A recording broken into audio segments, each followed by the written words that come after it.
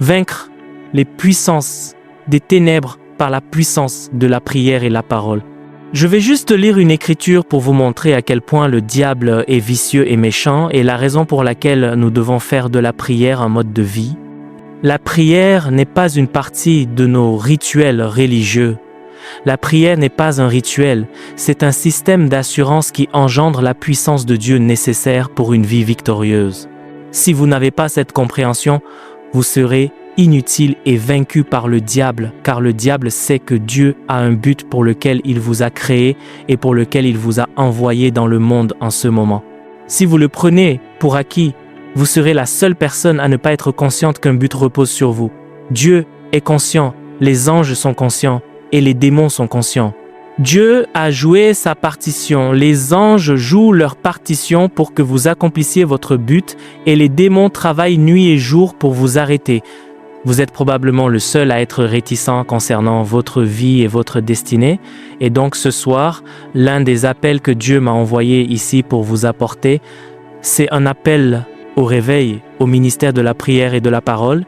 Et je vais vous montrer pourquoi vous ne devez pas juste prier, mais prier comme un mode de vie, parce que votre existence dépendra de votre dispensation efficace de la prière.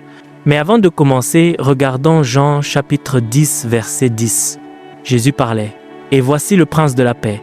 Voici le Seigneur éternel lui-même qui parle, juste au cas où vous ne sauriez pas qui il est. Le livre de Jean chapitre 1, du verset 1 au 3, nous a donné une introduction retentissante de qui il est, au cas où vous le confondriez avec un homme ordinaire. La Bible essayait de présenter la personnalité appelée Jésus. Il a dit « Au commencement était la parole, et la parole était avec Dieu, et la parole était Dieu, il était au commencement avec Dieu. » Toutes choses ont été faites par lui, et rien de ce qui a été fait n'a été fait sans lui. En lui était la vie, et la vie était la lumière des hommes. Il nous a donné 4 lettres de créance de qui est la personne appelée Jésus. Numéro 1, il a dit qu'il est Dieu. Numéro 2, il a dit qu'il est le Créateur. Numéro 3, il a dit que tout ce que nous connaissons, c'est lui qui a animé sa vie.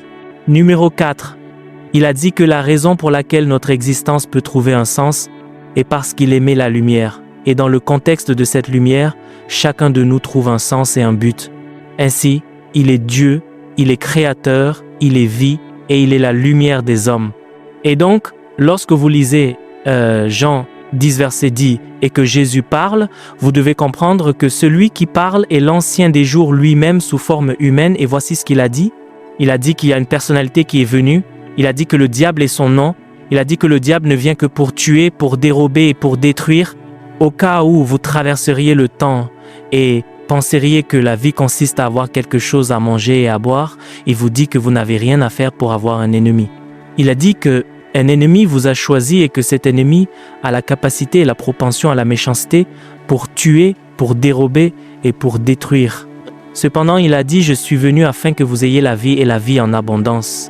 Ainsi, même si votre ennemi est quelqu'un d'assez vicieux, voulant tuer, dérober et détruire, il dit que vous n'êtes pas sans espoir. Si le diable était le seul à être venu, alors l'humanité aurait été condamnée. Mais la bonne nouvelle est qu'il n'est pas le seul à être venu. Cependant, il est important pour vous de comprendre ces deux entités afin de savoir comment puiser en elles. Vous voyez, en ce qui concerne le diable, c'est lui qui vous cherche pour vous détruire, donc vous n'avez rien besoin de faire pour que le diable ait accès à vous. Et donc, il y a un ennemi qui se bat si fort pour détruire votre existence. Cependant, il y a une réponse pour vous. Mais le problème, c'est qu'il existe un protocole pour exploiter la possibilité qui est enfermée en Christ. C'est pourquoi, bien que nous soyons tous chrétiens, certains sont malades, d'autres ne le sont pas, certains sont pauvres, d'autres ne le sont pas. Cela signifie que le diable a visité tout le monde. Mais pour que Dieu vous atteigne, vous devez l'accéder. Il dit « Je me tiens à la porte et je frappe ». Si quelqu'un ouvre, parce que Dieu ne violera pas votre volonté. Le diable violera votre volonté, mais Dieu respectera votre volonté. Ainsi, pendant que le diable vous chasse, si vous êtes sage, vous courez après Dieu, car vous n'avez besoin de rien pour que le diable vous trouve, mais vous devez faire quelque chose pour trouver Dieu, car le diable est venu pour détruire. Le diable est venu pour tuer, et le diable est venu pour rendre inutile votre existence. Et donc, si vous êtes ici ce soir et que vous n'avez pas fait de la recherche de Dieu une préoccupation, vous êtes ignorant parce que vous pensez que la vie vous arrivera.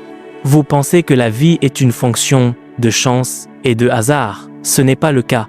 Deux esprits marchent sur la terre. L'un est votre salut, l'autre est votre destruction. Vous devez inviter votre salut afin de tirer le meilleur parti de lui, mais votre destruction n'a pas besoin d'une invitation. En fait, il est venu en premier, il vous localisera donc en premier.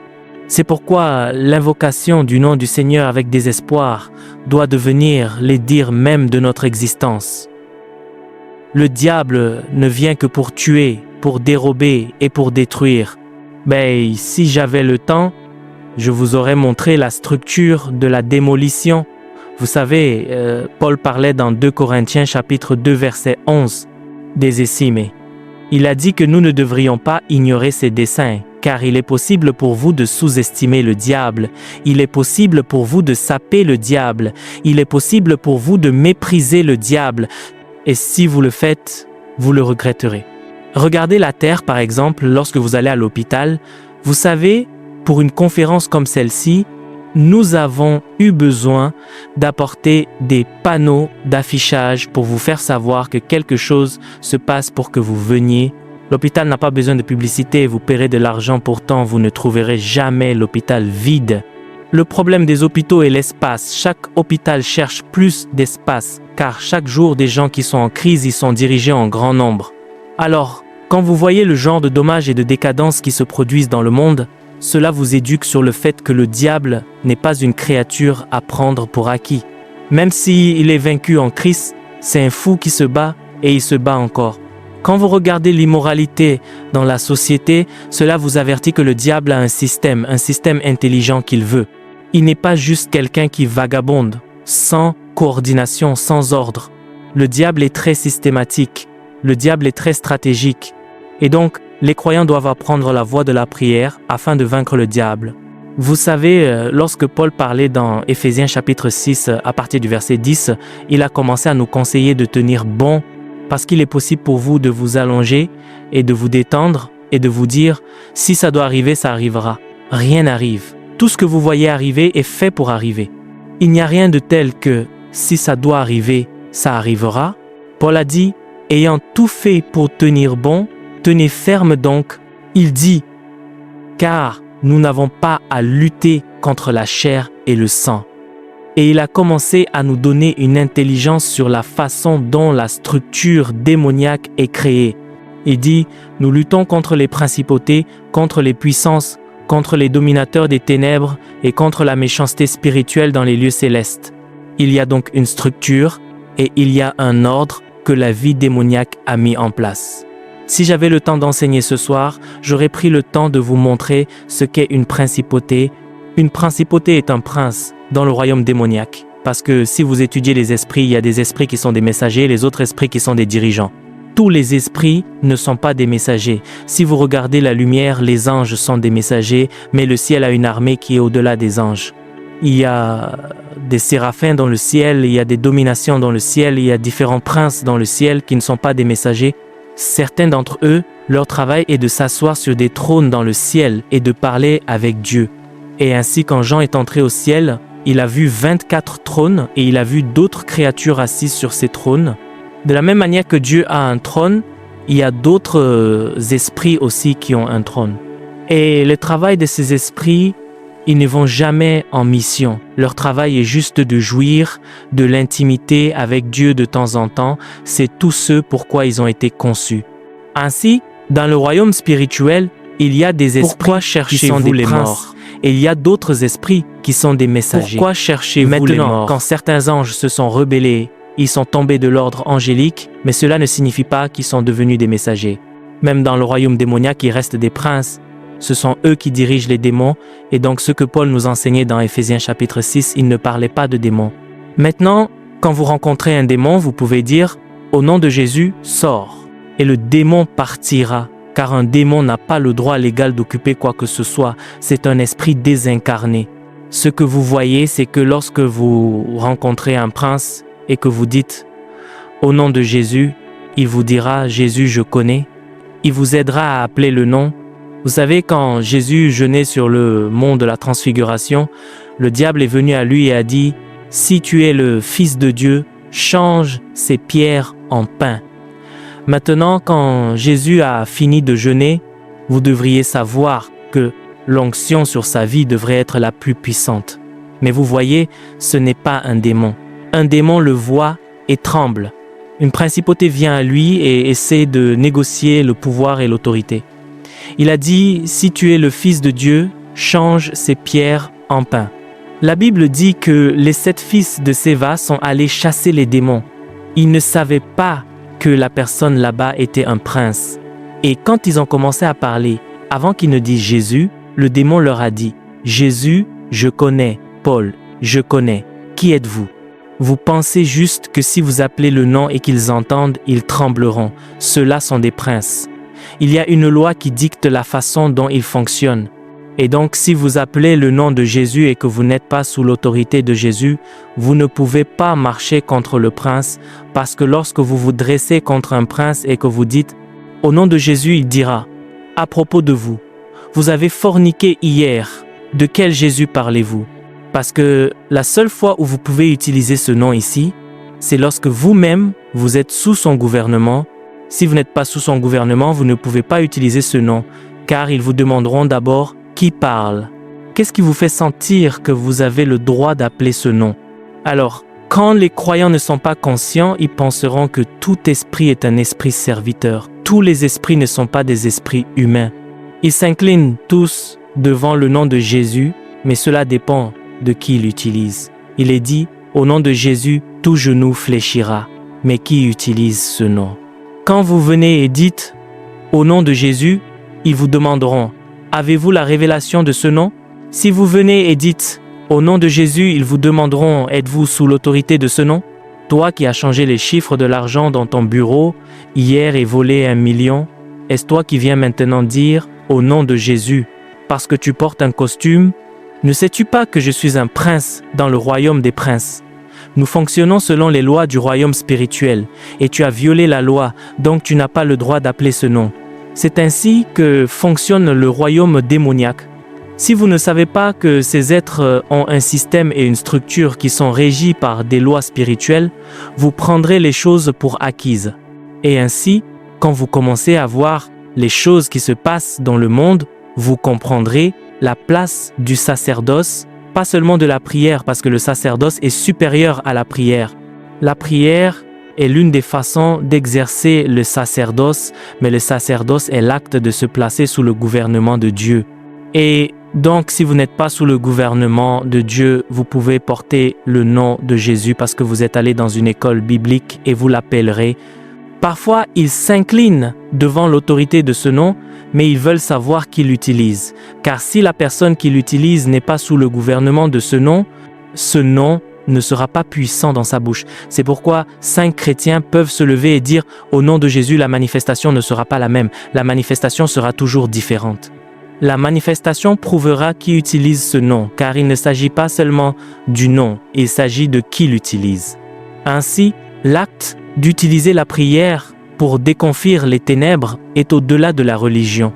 L'acte d'utiliser la prière pour déconfire les ténèbres est une oppression structurée dans le royaume spirituel que, bien que vous ayez le nom de Jésus, qui est l'arme la plus forte, vous devez vous placer sous le gouvernement du nom de Jésus.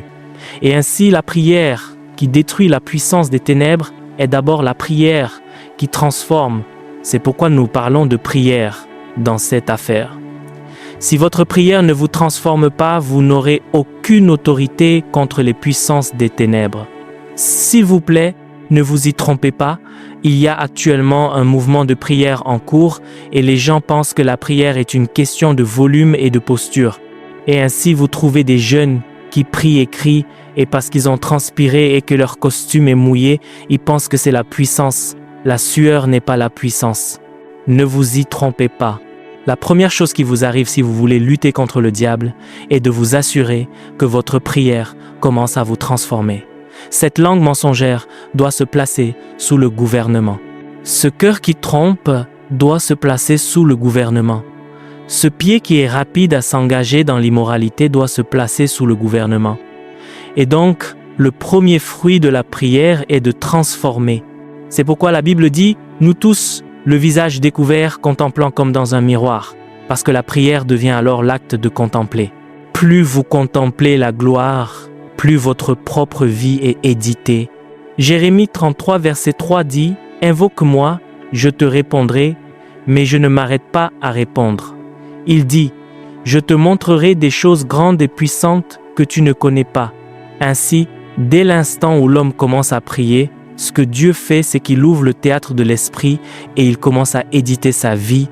Il commencera par votre langue, il commencera par vos pieds, il commencera par la posture de votre cœur, car ce que Dieu veut réaliser, c'est de s'assurer que le nom de Jésus est puissant dans votre bouche, parce que Dieu vous a donné une arme, mais il y a une qualification. J'espère que vous savez que si j'apporte un chargeur ici maintenant et que je vous le donne, avoir un pistolet ne signifie pas que vous pouvez tuer n'importe qui. Le pistolet est puissant. Tout le monde peut être abattu par le pistolet. Donc, le problème n'est pas le potentiel du pistolet, la question c'est qui l'utilise. C'est ce que les chrétiens n'ont pas daigné étudier. Et le nom de Jésus est au-dessus de toute principauté et puissance, c'est correct. Mais qui utilise le nom? C'est la question à laquelle nous n'avons pas répondu. Tout genou fléchit, qui utilise le nom parce que deux personnes peuvent avoir un pistolet. L'un se tuera lui-même, l'autre tuera son ennemi. Cela dépend si vous savez comment le manier. Et la première loi sur laquelle l'Esprit insiste pour quiconque utilise ce nom, c'est qu'il doit être épuré. Et ainsi, le ministère de la prière vient activer le feu qui purifie. Dans 2 Timothée chapitre 2, verset 19, il a dit « Le fondement du Seigneur reste ferme ». Il a dit « Le Seigneur connaît ceux qui lui appartiennent ». Il a dit « Ceux qui nomment le nom du Seigneur doivent s'éloigner de l'iniquité ». Ainsi, quand un homme commence vraiment à exercer le sacerdoce et le ministère de la prière, le pouvoir de votre prière n'est pas d'avoir peur de combien de temps vous avez prié. C'est important parce que vous devez construire une discipline spirituelle, mais la puissance et l'efficacité de votre prière sont le degré auquel votre prière vous transforme. La Bible dit dans Matthieu chapitre 17, verset 2, « Pendant qu'ils priaient, ils ont dit, l'aspect de son visage fut transfiguré, son vêtement a commencé à briller. » Au moment où la prière a apporté la transfiguration, la Bible dit que il est descendu de la montagne et il a trouvé un enfant qui était sourd et muet. Et les apôtres essayaient de réprimander l'esprit et l'esprit ne voulait pas partir. Pourtant, ces mêmes personnes sont sorties en premier et ont chassé beaucoup de démons dans Matthieu 10. Comment se fait-il qu'ils soient en difficulté maintenant? Parce que leur gouvernement est mort. Leur niveau de foi s'est épuisé. Et donc, même s'ils utilisent le même nom qu'ils utilisaient auparavant, maintenant, cela ne produit pas de résultat. Au moment où Jésus est descendu et que l'Esprit l'a vu, la Bible dit que l'Esprit a jeté l'enfant à terre et l'a laissé, parce que celui qui arrive n'a rien à lui reprocher. Il a dit, « Le prince de ce monde vient à moi et ne trouve rien en moi. » Si nous voulons élever une génération qui traitera avec les puissances des ténèbres, écoutez ceci. J'aimerais avoir le temps de vous parler pour que nous sachions ce qui se passe dans les derniers jours. L'iniquité est systématisée maintenant. Aujourd'hui, personne ne parle même d'immoralité. Nous nous battons contre les perversions au niveau LGBTQ. Les gens ne parlent même plus de savoir s'il est juste ou faux de forniquer. Ils parlent de niveaux plus élevés de propension et d'iniquité, où un homme n'a même plus assez de plaisir à être un homme. Il veut se convertir en femme et voir ce que les femmes ressentent. C'est le monde dans lequel nous vivons. C'est un monde aujourd'hui où les gens ne sont même plus satisfaits de l'énergie qui vient du corps, alors ils utilisent maintenant des machines pour satisfaire leur appétit. Est-ce dans ce monde que vous voulez vous promener et dire à la personne « Jésus vous aime » et vous pensez que tout ira bien? Le cerveau a été reprogrammé. Même si un démon n'est pas impliqué, il y a maintenant des sécrétions endocrines dont ils ne peuvent se passer. Vous avez besoin de la puissance qui peut remobiliser la structure moléculaire de la personne, de sorte que lorsque vous parlez, même le cerveau sera reprogrammé. C'est là où nous en sommes dans l'iniquité. Est-ce le diable qui a affecté le système de gouvernement des nations? de sorte qu'aujourd'hui, le gouvernement s'aligne avec le diable afin d'introduire l'antéchrist. Est-ce dans ce monde que vous voulez vous promener parce que vous avez 2 versets de l'Écriture? Est-ce dans ce monde que vous voulez vous promener parce que vous êtes diplômé de l'école biblique? Connaissez-vous les programmes sombres qu'il introduisent dans le secteur financier? Connaissez-vous les programmes sombres qui se trouvent dans les couloirs du pouvoir? Demandez-vous, les gens qui savent vous diront que même la dernière élection qui a été menée, les têtes qui ont été roulées, les vierges qui ont été abattues, vous pensez que les gens viennent juste parler français et qu'ils entrent dans les couloirs du pouvoir? Au moment où je vous parle, les gens prêtent des serments avant d'entrer dans différents bureaux, abandonnant leur âme et donnant pleine allégeance pour travailler dans l'iniquité, pour travailler dans la perversion et pour travailler dans le compromis pendant les 8 prochaines années. Pensez-vous que c'est le genre de système dans lequel vous voulez venir et prêcher un message intelligent? Même les princes qui gouvernent le gouvernement sauront que les oracles de Dieu ont été communiqués, car il y a une voix qui affecte les oreilles des hommes, mais il y a une autre voix qui perce l'oreille du mal lui-même. C'est quand un homme dit « Lazare, sors », même la mort ne peut le retenir. Ce genre de pouvoir n'est pas un séminaire théologique qui le donne. Ce genre de pouvoir vient parce que vous êtes apparu devant le décret. Vous êtes apparu devant la lumière qui se tient dans sa salle du trône, et votre vie a été éditée. Et ainsi, quand vous sortez, le diable ne peut rien trouver en vous. C'est là que vous pouvez commander, et que les principautés tomberont de leur trône. S'ils trouvent quoi que ce soit en vous, vous êtes un esclave, parce que quiconque vous vous rendez esclave pour obéir, vous n'êtes pas un esclave de Dieu. Vous venez dans les ténèbres, et vous vous adressez aux ténèbres, ils vous tueront. Vous n'avez pas cette autorité. Vous n'avez pas ce niveau d'habilitation.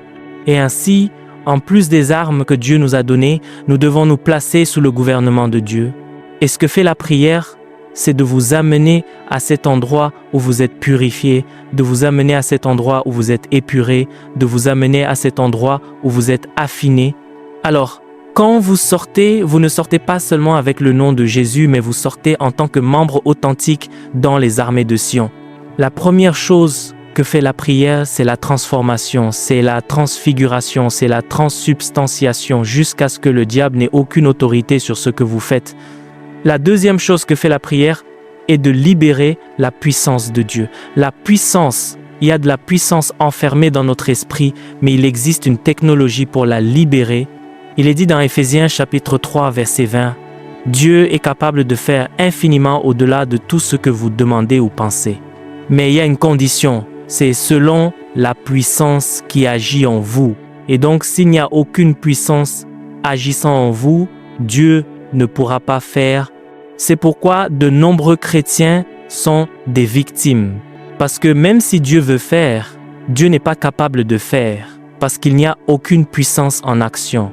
La puissance, la force de l'esprit qui éveille cette puissance, c'est lorsque vous entrez dans la salle de raffinage de la prière. Vous savez, quand nous sommes là et que nous gémissons en esprit, cela va au-delà de la sueur. Quelque chose se passe dans notre esprit, une activité, c'est la raffinerie.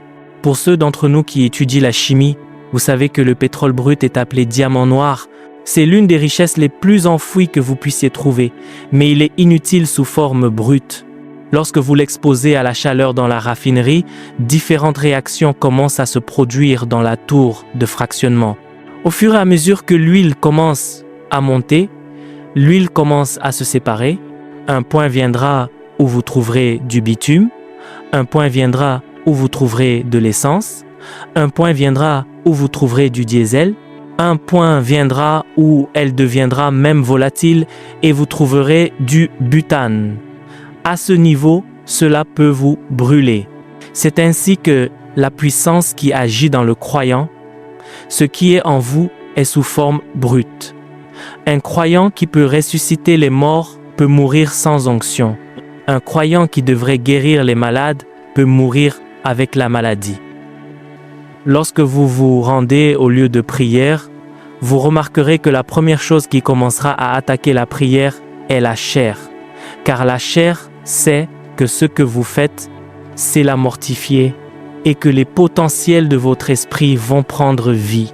Si vous êtes capable de persister là jusqu'à ce que la chair soit silencieuse, alors vous découvrirez qu'il y a des propensions en vous que vous n'avez jamais connues.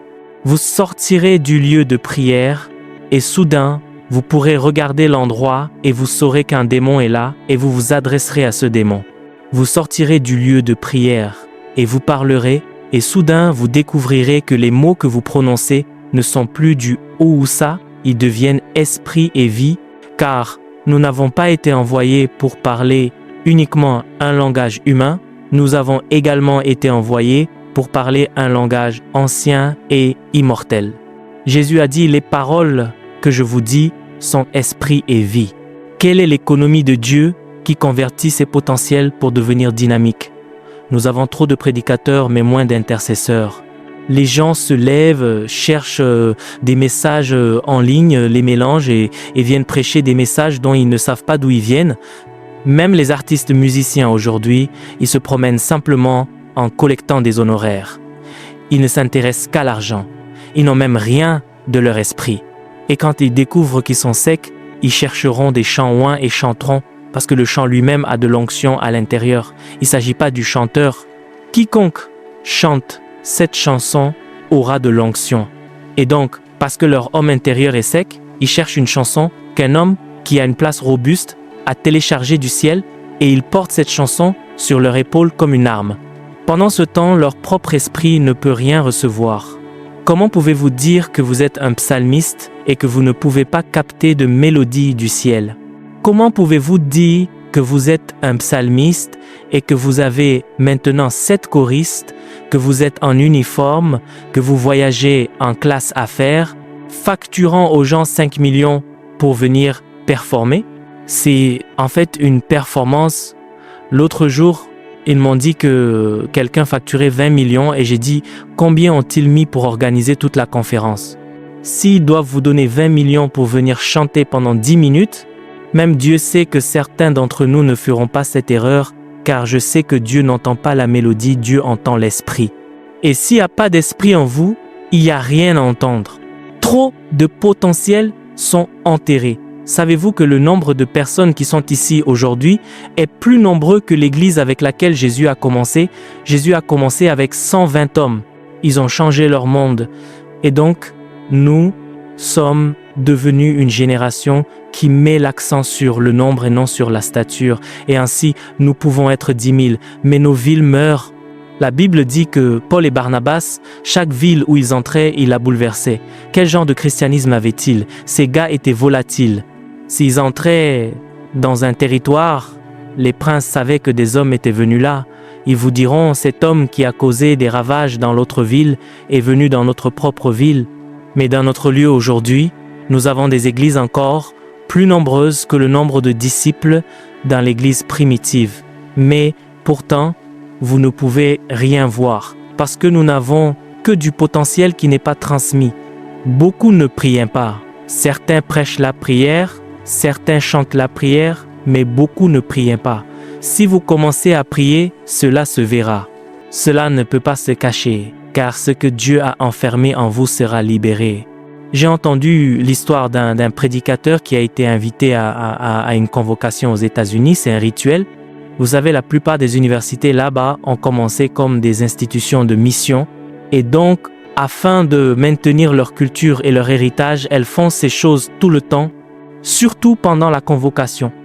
Et l'une des choses qu'ils font est de réserver 5 minutes à un prédicateur pour qu'il vienne réciter le psaume 23 et il doit donner 2 exhortations. Et donc, ils le font juste. Vous ne savez même pas que cela fait partie du programme, mais c'est nécessaire à cause de l'ascendance. Ils ont alors fait une erreur et ont invité un intercesseur. Et quand l'intercesseur est venu pour la convocation, il a pris la Bible et il a dit « L'Éternel est mon berger, je n'aurai de manque de rien. Il me fait coucher dans de verts pâturages. Il restaure. » Alors qu'il le disait, les gens ont commencé à crier. Le baptême du Saint-Esprit a commencé. Avant qu'il ne finisse de réciter le psaume 23, les gens étaient au sol, y compris les diplômés. Il n'a pas prêché de sermon, mais il était toujours vivant. Il était toujours vivant dans l'esprit.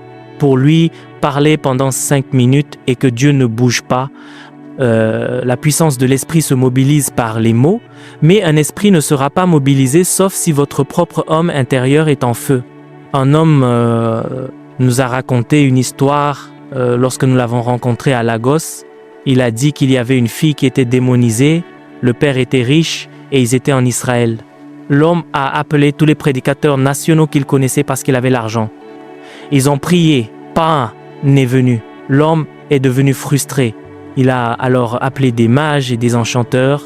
Ils ont fait leur propre travail, cela ne fonctionnait pas. Mais il y avait ce pauvre hurluberlu qui était au pied de la montagne, qui disait toujours un langage qu'il ne connaissait pas. Ce gars priait en langue tous les jours et il a dit « Essayons cette personne. Puisque personne ne travaille, nous sommes allés partout, rien ne fonctionne. » Et le jour où ce frère lui a dit « Je viens », le démon a commencé à se rebeller dans la maison au sommet de la montagne. Et quand l'heure est venue, le frère marchait vers la maison et ne faisait que chanter le psaume 23. Au moment où il a frappé à la porte, tous les démons sont partis de la fille. La puissance n'est pas un titre. Qu'est-ce que votre esprit commande actuellement? Si vous voulez que la version de vous que Dieu a ordonnée se manifeste, vous devez vous cuire dans la prière. Vous devez demeurer dans le lieu de prière, refuser d'être ordinaire. C'est une malédiction d'être une personne ordinaire, mais ce qui vous éveillera, c'est la prière. C'est pourquoi même Jésus, le Fils de Dieu, la Bible dit dans Marc, chapitre 1, verset 35, « Et de grand matin, il se leva et alla dans un lieu solitaire. Là, il pria. Jésus n'est jamais entré dans la ville. Jésus entrera toujours dans la ville depuis le sommet de la montagne.